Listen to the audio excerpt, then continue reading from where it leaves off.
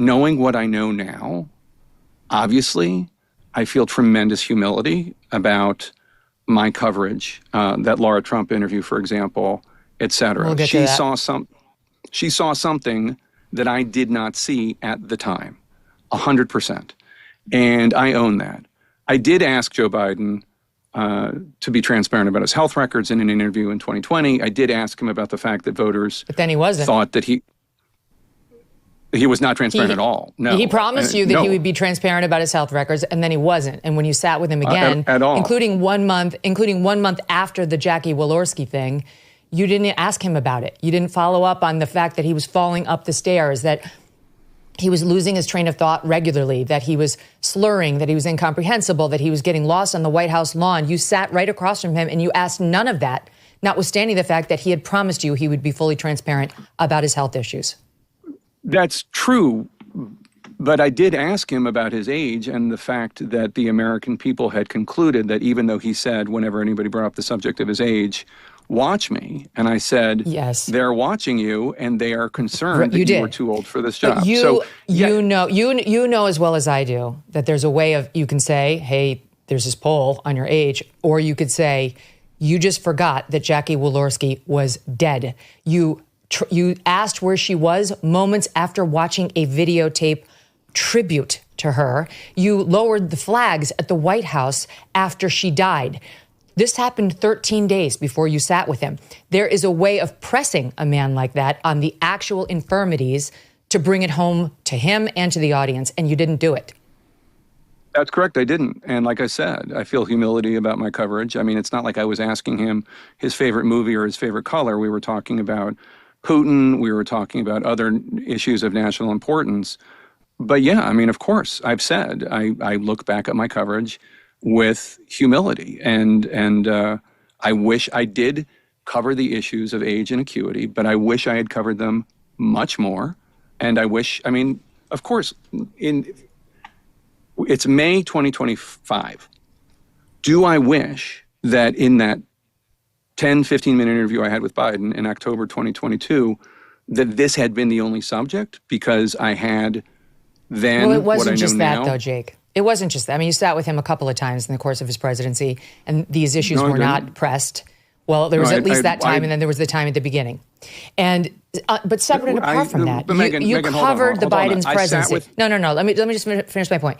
You covered the Biden presidency. With him during his I had one okay, right. And it was 13 days after the Jackie Walorski thing.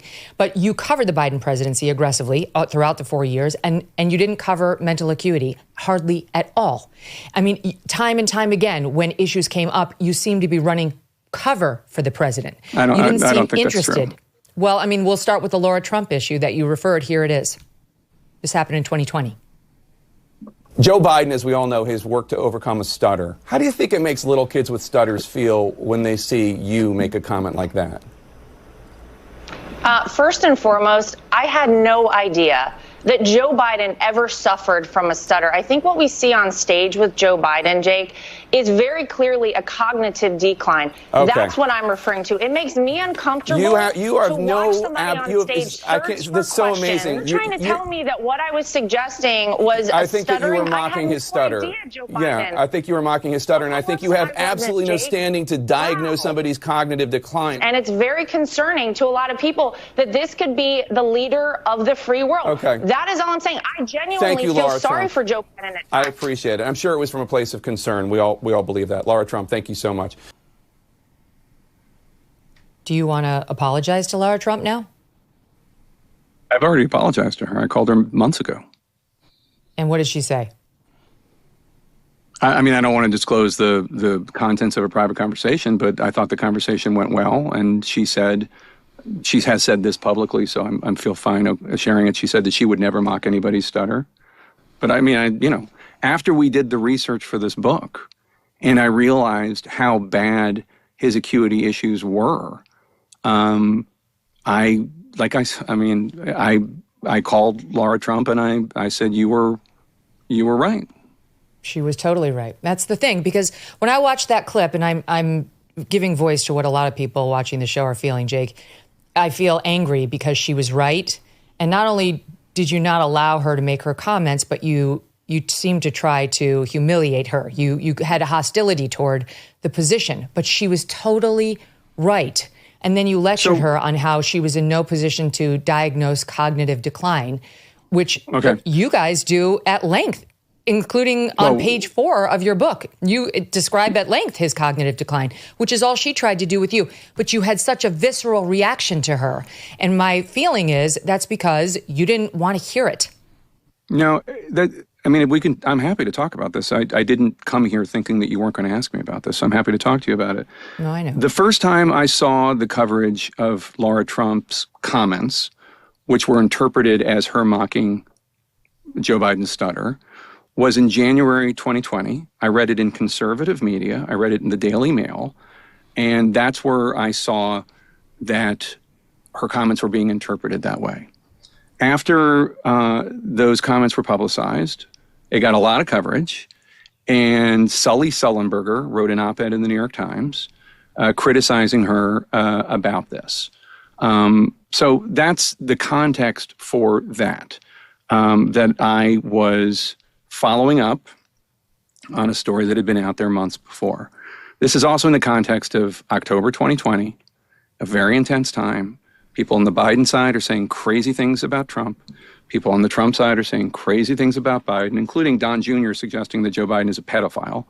So that is the larger context. But as I said, her comments have aged well. My comments have aged poorly. I own that. But I think what is significant is, in addition to me owning that, the reporting that Alex and I have done, which is beyond just, and when I say just, I don't mean to diminish it, but the comments of Joe Biden making gaffes, saying things stupid, tripping, are all important and all deserved to be aired and all deserve scrutiny. But as you know, Megyn, because even though you look 30 years younger than me, we're roughly the same age, Joe Biden has been saying stupid things for decades. Okay? I get what you're saying, but this minimizes it too, because it was more than saying stupid things. But I'm telling you, like over here in my ecosphere, we were covering all of these. It wasn't just falling down; it was getting lost. It was some of the stuff you report in your book. We knew, and we were reporting on, like the multi-jump cuts in the videos of him, where it was obvious he couldn't get through a 1-minute take. So they had to use those. It was clear to us that he was using teleprompter, and there was some reporting on that at the time, all of which the White House was denying. Now, with the current White House, I have some connections. With the Joe Biden White House, I had none. But you did. You did. And so while you've been in Washington 30 years, Jake, you guys, you and CNN have White House connections, but there was no effort. None to get to the bottom of this.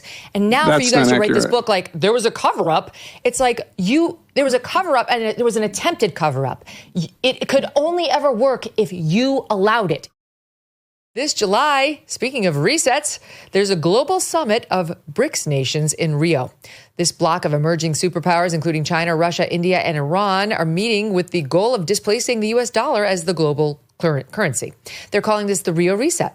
As BRICS nations push forward with their plans, some worry global demand for U.S. dollars will decrease, bringing down the value of dollars in your savings. While this transition will not happen overnight, the Rio Reset could mark a pivotal moment. So learn if diversifying your savings into gold is right for you. Birch Gold Group can help you move your hard-earned savings into a tax-sheltered IRA in precious metals. Claim your free info kit on gold by texting MK to the number 989898. With an A-plus rating with the Better Business Bureau and tens of thousands of happy customers, let Birch Gold arm you with a free, no-obligation info kit on owning gold before July and the Rio Reset. Text MK to 989898 today.